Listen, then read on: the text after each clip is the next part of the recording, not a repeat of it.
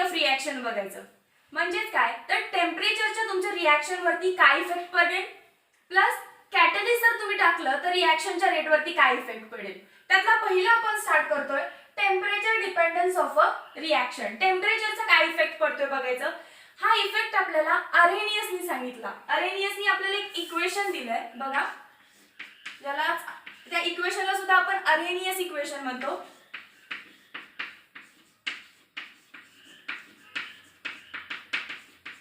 काय आहे Arrhenius equation. K is equal to capital A into E raise to minus EA upon RT. Equation तुम्हाला लक्षात ठेवावं लागेल. K is equal to A into E raise to minus EA by RT. आता यातल्या terms लक्षात घेऊया. K म्हणजे तुम्हाला माहिती आहे रेट कॉन्स्टंट. K काय असतो तुमचा रेट कॉन्स्टंट. बघा EA काय असतो ऍक्टिवेशन एनर्जी. ऍक्टिवेशन एनर्जी आपण लास्ट पार्ट मध्ये बघितलं. The minimum amount of energy required for the reactant molecule to convert itself into product is known as activation energy. प्रत्येक कोलायडिंग मॉलिक्यूलकडे एक मिनिमम अमाउंट ऑफ एनर्जी पाहिजे की ज्याच्यामुळे तो potential energy barrier cross करून कशात कन्वर्ट होईल तुमच्या प्रोडक्ट मध्ये. त्या एनर्जीला म्हणायचं ऍक्टिवेशन एनर्जी.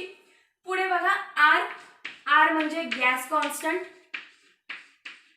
गॅस कॉन्स्टंट तुम्ही शिकलाय, तुम्हाला व्हॅल्यू सुद्धा माहिती आहे आरची काय असते 8.314 joule kelvin inverse mole inverse. Unit सुद्धा लक्षात ठेवायचं तुम्हाला. त्यानंतर टी काय आहे टेम्परेचर. टी काय आहे टेम्परेचर. जनरली केल्विन मध्ये घ्यायचं हे, कारण बघा गॅस कॉन्स्टंट केल्विन मध्ये सांगतो ना joule kelvin inverse. So temperature पण कशात घ्यायचं तुम्ही केल्विन मध्ये घ्यायचं. राहिलं कोण ए. तर ए बघा काय आहे हा प्री एक्सपोनेन्शियल फॅक्टर आहे. प्री एक्सपोनेन्शियल फॅक्टर असं नाव का दिलं असेल बरं याला. बघा ही एक्सपोनेन्शियलची टर्म आहे. ई रेस टू जी टर्म असते ती काय असते एक्सपोनेन्शियल टर्म. आणि त्याच्या आधी आलाय प्री म्हणजे काय आधी येणे, त्याच्या आधी लिहितोय म्हणून म्हणायचं प्री एक्सपोनेन्शियल फॅक्टर. याच्याबद्दल एक गोष्ट तुम्हाला लक्षात ठेवायची आहे. Units of A me bracket मध्ये लिहिलाय किंवा राहू दे तुम्ही कन्फ्यूज करा त्याला कॉन्सन्ट्रेशन सोबत. युनिट्स ऑफ ए म्हणजे कोण pre exponential factor is equal to unit of rate constant के.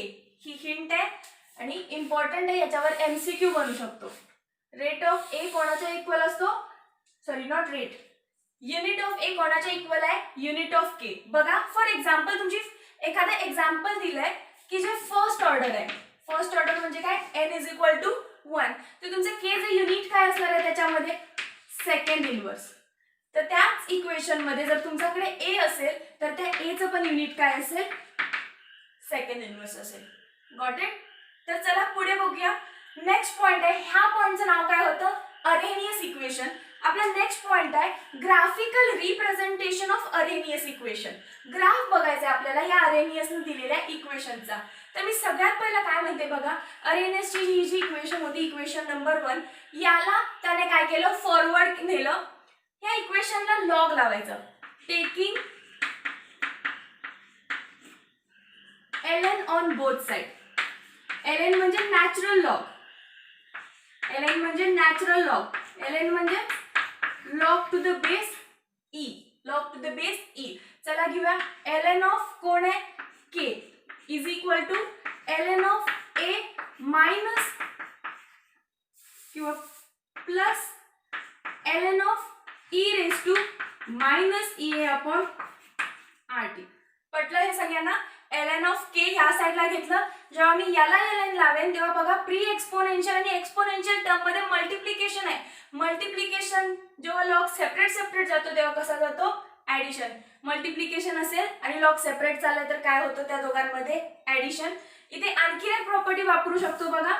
हे माहिती आहे तुम्हाला ln of a raise to n असेल तर हा n काय होतो पुढे येतो आणि ln कोणाला जातो तुमच्या a ला. बरोबर आहे. मग इथे पण बघा ln of e raise to काहीतरी टर्म आहे. ln of a raise to काहीतरी टर्म आहे ती काहीतरी टर्म पुढे येते. सो इथे पण आपली ही जी वरची टर्म आहे ती काय होईल, समोर येईल आणि ln e उरेल फक्त. ln of k is equal to ln of a. कुठली टर्म आहे, minus E upon R T. So sign झाली minus EA upon RT ln of E. आता बघा ln म्हणजेच log to the base E आणि कोणाचा ln आहे, E चाच. So log E to the base ही व्हॅल्यू काय असते नेहमी 1. सो ही व्हॅल्यू झाली 1. चला पुढे काय झालं, ln k is equal to ln a minus EA upon RT. कारण ln E ची व्हॅल्यू काय असते 1 असते.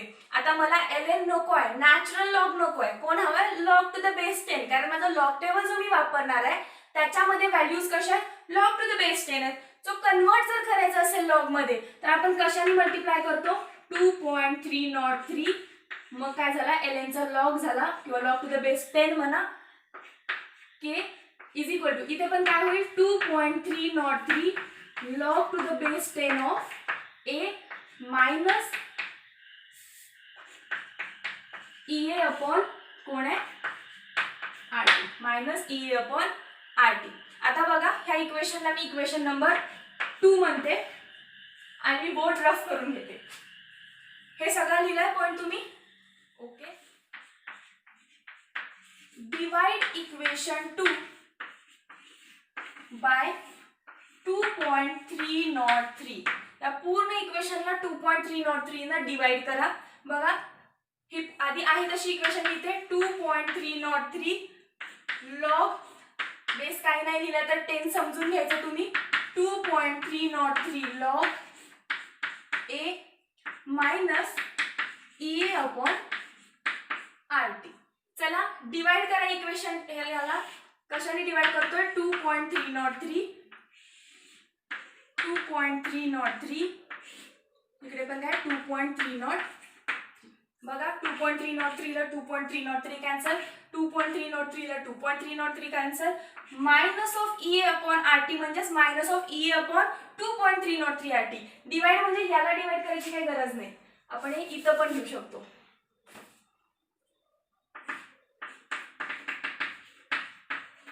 ओके 2.303 ने डिवाइड केलेलं. बघा काय उरलं मग, therefore log k is equal to log a minus EA upon 2.303 आणि खाली कोण आहे, t आहे, त्याला मी सेपरेट लिहिते 1 अपॉन t. बरोबर आहे, EA अपॉन 2.303 इंटू r राहिला इंटू r आणि t आहे तो मी काय लिहिलाय, फक्त सेपरेट लिहिलाय. लक्षात आलं. हीच इक्वेशन मी रिअरेंज करते. बघा log k is equal to आधी ही वाली टर्म लिहा minus EA upon 2.303 r 1 upon t separate लिहिलं प्लस कोण आहे याच्यामध्ये लॉग a. आता ही इक्वेशन बघा, याला कंपेअर करा. y is equal to mx plus c. But इथे स्लोप जर तुम्ही कंपेअर केला, तुम्ही y ऍक्सिस वर कोण घ्यायचं, लॉग k. x ऍक्सिस वर कोण घेणार तुम्ही 1 अपॉन t. x ऍक्सिस वर कोण घेताय तुम्ही 1 अपॉन t आणि इंटरसेप्ट कोण आहे तुमचा लॉग a. तेव्हा m बघा कोणाशी कंपेअर राहिला मग minus of EA upon 2.303 r. म्हणजे तुमचा स्लोप जो आहे तो कसा आहे, मायनस आहे, निगेटिव्ह आहे. आणि आपण बघितलंय की अशा इक्वेशनचा स्लोप कसा येतो. बघा इथे ग्राफ काढते. एक्स ऍक्सिस वर कोण घेतलंय तुम्ही आणि वाय ऍक्सिस वर कोण घेतलंय. कोण आहे एक्स ऍक्सिस वरती 1 अपॉन टी. हा m आहे तर हा कोण आहे एक्स. एक्स ऍक्सिस वर कोण आहे 1 अपॉन टेम्परेचर. वाय ऍक्सिस वर बघा कोण आहे लॉग के. वाय ऍक्सिस वर कोण आहे log of rate constant. Equation कशा टाइपचे आहे, y is equal to mx plus c. पण स्लोप तुमचा निगेटिव्ह आहे आणि निगेटिव्ह स्लोप असेल तर स्ट्रेट लाईन बट खाली decline and with intercept. Okay slope काय येणार आहे तुमचा, आता हा स्लोप असेल y2 minus y1 upon x2 minus x1. Slope is equal to बघा minus EA upon 2.303 r. Slope काय झाला या इक्वेशनचा minus EA upon 2.303 r. So this is graphical representation of Arrhenius equation. या इक्वेशन मधून आरेनियसला काय सांगितलं बघा. आरेनियसच्या इक्वेशन मधून आपल्याला जर टेम्परेचर माहिती असेल, रेट कॉन्स्टंट माहिती असेल, तर आपण काय काढू शकतो, एनर्जी ऑफ ऍक्टिव्हेशन काढू शकतो. म्हणजे एनर्जी ऑफ ऍक्टिव्हेशन एकदा कळाली की तुमचा रिॲक्टंट प्रोडक्ट मध्ये कन्वर्ट होणार की नाही हेही कळालं. सो टेम्परेचरचा कसा डिपेंडन्स असणार आहे बघा. इक्वेशन कुठे आपली ओरिजिनल रफ केली आहे, बरं मी लिहिते परत एकदा. आरेनियस इक्वेशन काय होती, K is equal to A into E raise to minus EA upon RT. बघा, जर तुमचं टेम्परेचर तुम्ही वाढवलं, टेम्परेचर इन्क्रीज झालं, लिहूया इथे, टेम्परेचर इन्क्रीज झालं, तर ही पूर्ण जी टर्म आहे EA अपॉन RT ती काय होईल, डिक्रीज होईल. कोणती term, EA upon RT term कशी होईल, डिक्रीज होईल. बरोबर आहे. टेम्परेचर वाढलं तर EA अपॉन RT, तो डिनॉमिनेटर वाढला की पूर्ण टर्म कमी झाली. बट हीच टर्म जर मायनस मध्ये घेत असेल आपण, मायनस EA अपॉन RT काय होईल, वाढेल. टेम्परेचर वाढलं, EA अपॉन RT कमी झाली, बट मायनस मधली ती टर्म काय होत आहे, वाढत आहे. जर मायनस मधली ही टर्म वाढत आहे, याचा अर्थ तुमचा रेट कॉन्स्टंट वाढत आहे. रेट कॉन्स्टंट वाढतोय म्हणजेच काय वाढतोय, तुमचा रिॲक्शनचा रेट वाढतोय. सो आपण असं म्हणू शकतोय की टेम्परेचर वाढल्यामुळे रेटवरती काय इफेक्ट झाला, तुमचा रेट वाढला. So what is temperature dependence of a reaction. जर तुमचं टेम्परेचर वाढत असेल तर तुमची रिॲक्शनचा रेट पण वाढत असतोय. आणि थिअरॉटिकल बेसिसवर आपण असं म्हणू शकतो की टेम्परेचर वाढल्यानंतर जे मॉलिक्युल्स होते रिॲक्टंटचे ते एकमेकांना काय व्हायला लागतील, फास्ट मूव्ह व्हायला लागतील. आणि फास्ट मूव्ह होताना एकमेकांना खूप जास्त प्रमाणात थडकणार ते. सो जो आधी फ्रॅक्शन ऑफ मॉलिक्युल्स होता की ज्यांच्याकडे एनर्जी ऑफ ऍक्टिव्हेशन आहे, ते हाय टेम्परेचरला काय झालं, तो फ्रॅक्शन वाढला, पॉसिबिलिटीज वाढल्या ना, की ज्या मॉलिक्युल्सकडे ऍक्टिव्हेशन एनर्जी जास्त असेल असा मॉलिक्युल्सचा नंबर पण वाढला असणार. सो जसं टेम्परेचर वाढलं तसं fraction of molecules having sufficient amount of energy पण वाढला. सो तुमचा रिॲक्शनचा रेट सुद्धा वाढतोय. त्या सिंपल टर्म्स मध्ये अरेनियसची इक्वेशन लिहायची. टेम्परेचर वाढलं तर EA अपॉन RT कमी झाला, मायनस मध्ये टर्म वाढली. ही टर्म जर वाढत असेल म्हणजेच काय, ही टर्म पूर्ण वाढतीये म्हणजेच E raise to minus EA upon RT पण वाढतोय. जर E raise to minus EA upon RT वाढतोय तर K वाढतोय, आणि K वाढतोय तर इनडायरेक्टली काय वाढतोय, तुमचा रेट वाढतोय. लक्षात आलं टेम्परेचर डिपेंडन्स. आता मी तुम्हाला एक पॉइंट शिकवते, ते म्हणजे एक सेम रिॲक्शन आहे, पण ती मी रिॲक्शन दोन वेगवेगळ्या टेम्परेचर्सना केली आहे. दोन वेगवेगळ्या टेम्परेचर्सना केली असेल तर तुम्ही त्याच्यातून तुमची एनर्जी ऑफ ऍक्टिव्हेशन कशी काढू शकताय. बघा नेक्स्ट पॉइंट मध्ये लगेच रफ करू बोर्ड आपण. आपला जो नेक्स्ट पॉइंट आहे त्याचं नाव आहे डिटर्मिनेशन ऑफ EA, आणि EA म्हणजेच एनर्जी ऑफ ऍक्टिव्हेशन. एखादी रिॲक्शन कन्सिडर करा, A चेंजेस टू P. आणखी मी असं म्हणते की ऍट टेम्परेचर T1 जो तुमचा रेट कॉन्स्टंट होता तो K1 आहे, आणि तुम्ही टेम्परेचर बदललं आणि काहीतरी एक्सेस टेम्परेचर घेतलं, ज्यादा टेम्परेचरला रिॲक्शन केली की जे तुमचं टेम्परेचर T2 आहे, तेव्हा जो तुमचा रेट कॉन्स्टंट होता तो काय आहे, K2. आता बघा, पहिल्यांदा जेव्हा टेम्परेचर T1 होतं तेव्हा तुमचा रेट काय होता, रेट कॉन्स्टंट होता K1. या कंडिशनला जर मी अरेनियस इक्वेशन लिहायचं म्हटलं तर मी कसं लिहीन, log of K1 is equal to log of A minus EA upon 2.303 R 1 upon T1. बरोबर आहे. सिमिलरली सेकंड कंडिशनला लिहायचं झालं तर कसं लिहिणार आपण, log K2 is equal to log of A minus EA upon 2.303 R 1 upon T2. Equation याला 1 म्हणा आणि खाली इक्वेशन 2 म्हणा. नेक्स्ट पुढे आपल्याला काय करायचं आहे, subtract equation 2, subtract equation 1 from 2. Second मधून फर्स्ट मायनस करा, काय होईल बघा, log of K2 minus log of K1, K2 minus K1 is equal to log A minus log A काय होईल, कॅन्सलच होईल. आता बघा पुढे काय लिहिते मी, log A minus log A cancel झाला. पहिली टर्म कुठली आहे, EA upon 2.303 R 1 upon T2, आणि ती कशी आहे, मायनस आहे. बरोबर आहे. Minus E upon 2.303 R into 1 upon T2 minus, कारण दोन इक्वेशन आपण मायनस करायलोय, मायनस काय करायचं ही टर्म म्हणजेच minus of minus E upon 2.303 R 1 upon कोण आहे T1, 1 अपॉन T1. बघा ही इक्वेशन ओपन करू, log of K2 minus log of K1 आहे तसं minus E upon 2.303 R 1 upon T2 minus minus काय होईल प्लस, वरती कोण आलं E upon minus minus plus झालं ई अपॉन 2.303 आर आणि इकडे 1 अपॉन T1, 1 अपॉन T1. आता दोन लॉग आहेत, मला एकच लॉग करायचं आहे.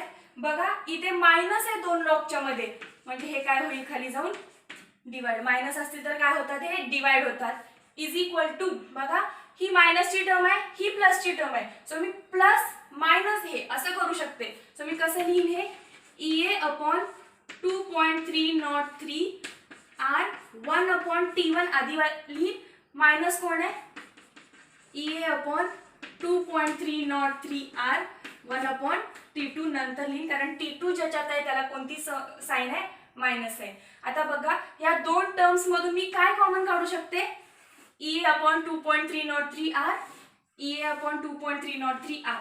सो कॉमन काढा ई अपॉन 2.303 आर, आतमध्ये काय राहिलं मग 1 upon T1 minus 1 upon T2 आणि इकडे कोण आहे log of K2 upon K1.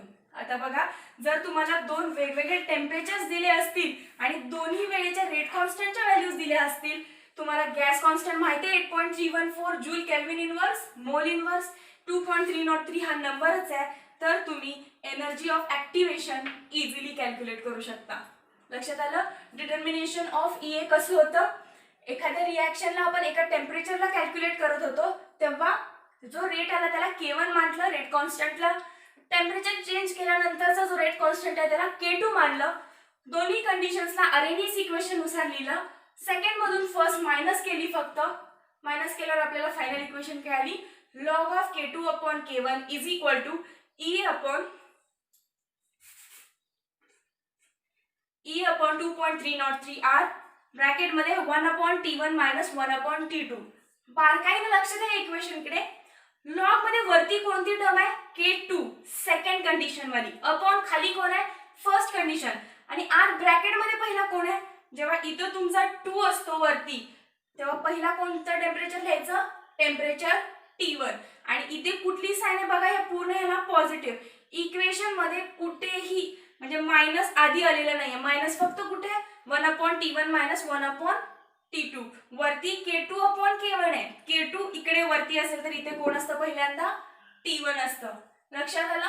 हे एमसीक्यू मध्ये तुम्हाला डायरेक्ट विचारू शकतात की which of the following is the correct equation म्हणून. ओके, तर तुम्ही हे बघायचं आणि ऑप्शनला टिक मारायचं. बघा वेगवेगळे दोन टेम्परेचर दिले असतील तुम्हाला, असा असतो क्वेश्चन की for a reaction of a first order at 298 Kelvin, rate of reaction was found to be this. At something 300 Kelvin, rate constant was XYZ. काहीतरी व्हॅल्यूज दिल्या असतील आणि तुम्हाला म्हणतील की फाइंड एनर्जी ऑफ ऍक्टिव्हेशन. काढू शकाल मग हे इक्वेशन वापरून. ओके, चला नेक्स्ट पॉइंट बघूया. नेक्स्ट पॉइंट आहे graphical description of effect of temperature. Effect of temperature आपण बघितलं की टेम्परेचर वाढवल्यानंतर तुमचा रेट पण वाढतोय, तर ते प्रूव्ह करूया युजिंग अ ग्राफ. हा एक ग्राफ आहे ज्याच्या वाय ऍक्सिस वर काय आहे fraction of molecules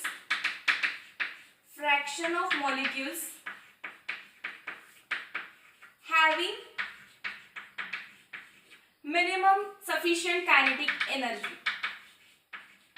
minimum kinetic energy म्हणू. मिनिमम कायनेटिक एनर्जी म्हणजे तुम्ही वाय ऍक्सिस वर असे मॉलिक्युल्स घेतले की जे कोलाइड करून त्यांच्याकडे एक सफिशियंट अमाउंट ऑफ एनर्जी आले. तीच एनर्जी म्हणजे कोण आहे तुमची activation energy. So successful collision नंतर मिळालेली ऍक्टिव्हेशन एनर्जी किती मॉलिक्युल्स कडे आहे तर ती आपण वाय ऍक्सिस वर काढले, आणि एक्स ऍक्सिस वर आपण काय काढतो आपण कायनेटिक एनर्जी. बघा मी काय केलंय ग्राफ. पहिलं समजा तुम्ही टेम्परेचर घेतलं किती 298 केल्विन. एक्झाम्पल घेतलीये मी. 298 म्हणजे तुमची रूम टेम्परेचर. रूम टेम्परेचरला तुम्ही काय काढायला, ग्राफ काढायला. रिॲक्टंट आहे, वरती गेला, पोटेन्शियल एनर्जी बॅरियर होतं याच्याकडे, त्याने क्रॉस केलं आणि काही प्रोडक्ट बनवला. ओके, हा प्रोडक्ट बनला इथे खाली. आता मी काय केलं, तुमचं टेम्परेचर T2 वाढवलं आणि बनवलं 300 केल्विन. टेम्परेचरच्या 300 केल्विन झाला आणि त्यावेळी जो ग्राफ आलाय तो काय आलाय, हा T2 साठी जो ग्राफ आलाय तो कोणता आलाय, खाली. काय डिफरन्स आहे बघा, जेव्हा कमी टेम्परेचर होतं तेव्हा ऍक्टिव्हेशन एनर्जी बघा किती आहे. ऍक्टिव्हेशन एनर्जी काय आहे, त्याला एवढा बॅरियर क्रॉस करून रिॲक्शन करावी लागेल आणि जसं आपण टेम्परेचर वाढवलं जो पोटेन्शियल बॅरियर होता तो काय झाला, कमी झाला. लक्षात येतं, पोटेन्शियल बॅरियर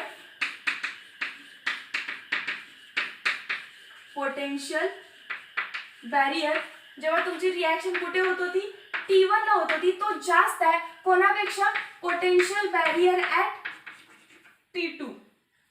टेम्परेचर जेव्हा T1 होतं तेव्हा जास्त पोटेन्शियल एनर्जी बॅरियर होता आणि जेव्हा टेम्परेचर T2 आहे तेव्हा कमी पोटेन्शियल एनर्जी बॅरियर आहे. म्हणजे टेम्परेचर वाढल्यानंतर पोटेन्शियल एनर्जी बॅरियर काय होतो, कमी होतो. एनर्जी ऑफ ऍक्टिव्हेशन काय होते, कमी होते. एनर्जी ऑफ ऍक्टिव्हेशन कमी झाली तर इझिली मॉलिक्यूल काय करू शकतो, बॅरियर क्रॉस करून प्रोडक्ट मध्ये कन्वर्ट होऊ शकतो. सो टेम्परेचर वाढल्याने एनर्जी ऑफ ऍक्टिव्हेशन कमी झाली. आता बघा फ्रॅक्शन ऑफ मॉलिक्युल्स काढायला आपण.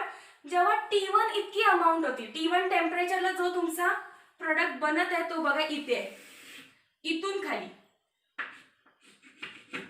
इतके अमाउंट ऑफ मॉलिक्युल्स काय झाले, सक्सेसफुल कोलिजन करणार आहेत. इतक्या मॉलिक्युल्स कडे काय आहे, sufficient amount of kinetic energy आहे. कधी, जेव्हा तुमचं टेम्परेचर T1 होतं, आणि आता T2 वाल्यांचं बघा, T2 जवळपास कुठून आहे, इथून खालीपर्यंत. T2 कुठली रिॲक्शन आहे, ही.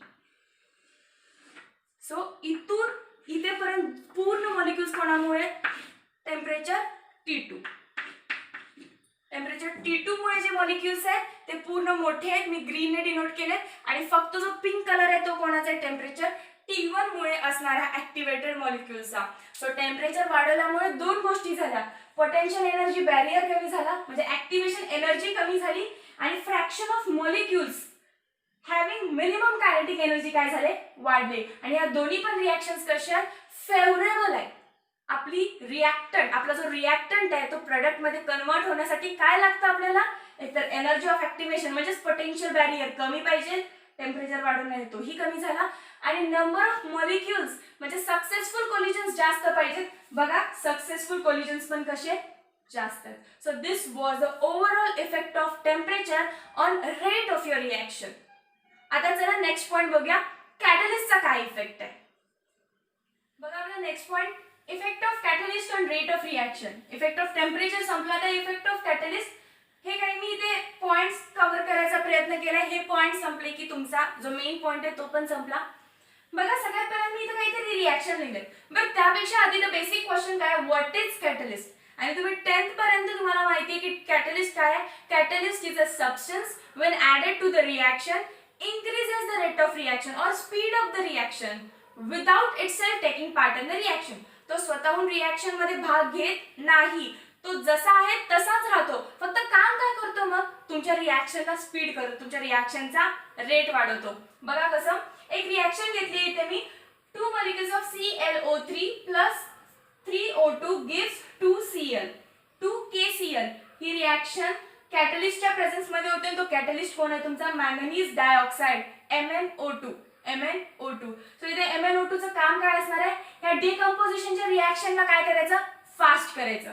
सेकंड रिॲक्शन आहे तुमची 2H2O2 म्हणजे पर ऑक्साइड. डिकंपोज कशामध्ये व्हायला, 2 molecules of water plus O2. आणि जो कॅटलिस्ट वापरलाय तो कोण आहे, आयोडाइड मायनस आयन्स.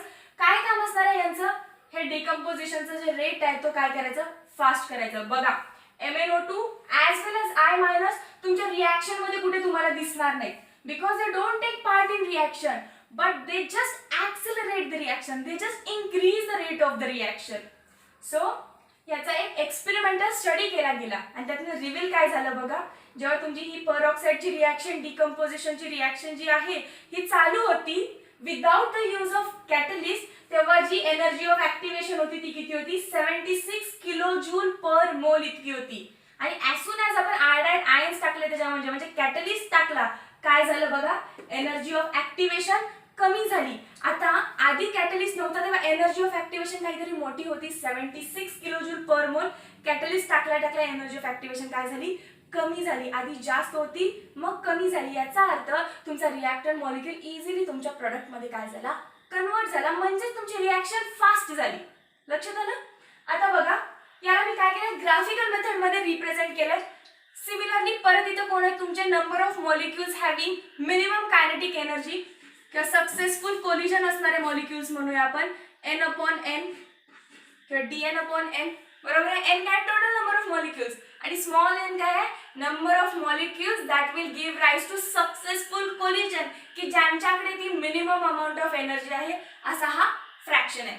बघा हा ग्राफ काय काढला, इकडे खाली डिक्लाइन झालाय, वरती वाढून परत खाली कमी झालाय.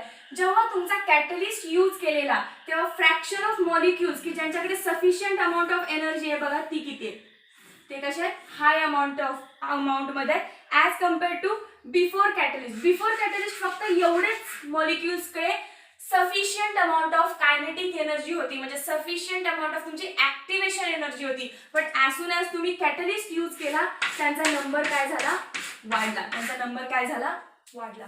जर fraction of molecules with sufficient amount of kinetic energy जास्त असतील तर तुमच्या रिॲक्शनचा रेट पण कसा असतो, फास्ट असतो. कारण जेवढे सक्सेसफुल कोलिजन्स तेवढी तुमची रिॲक्शनचा रेट काय असणार आहे, जास्त. लक्षात आलं. टेम्परेचर इन्क्रीज करा किंवा कॅटलिस्ट ऍड करा, तुमच्या रिॲक्शनचा रेट वाढेल.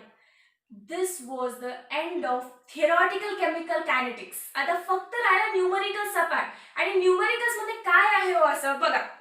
मी टेक्स्टबुक हातात घेते तुमची, एक न्यूमरिकल बघू आपण टेक्स्टबुक मधलं. रीड करतेय मी, कारण हे सगळं आपण सॉल्व्ह करायचंच आहे आपल्या नेक्स्ट पार्ट मध्ये.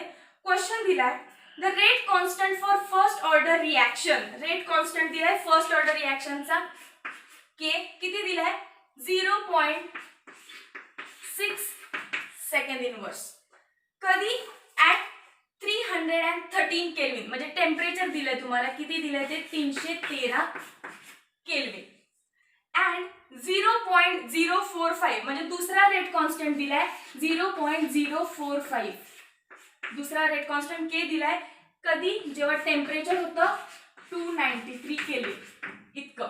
आणि विचारलंय find activation energy. Activation energy find करा. काय गोंधळून जायचं काही काम आहे का, बघा सगळा तर डेटा दिलाय. कमी टेम्परेचर आहे त्याला टेम्परेचर T1 माना, त्यावेळेचा रेट कॉन्स्टंट K1 असेल.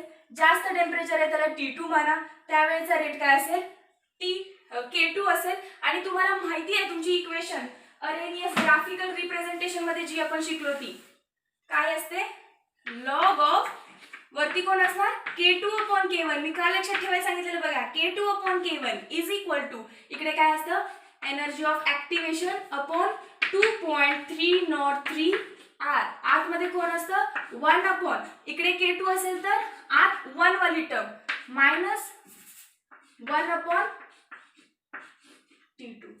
बघा तुम्हाला K2 दिलाय, तुम्हाला K1 दिलाय, तुम्हाला T1 दिलाय, तुम्हाला T2 दिलाय. 2.303 माहिती आहे. R किती असतो, 8.314 joule kelvin inverse mole inverse. आणि काढायचं आहे काय, फक्त एनर्जी ऑफ ऍक्टिव्हेशन.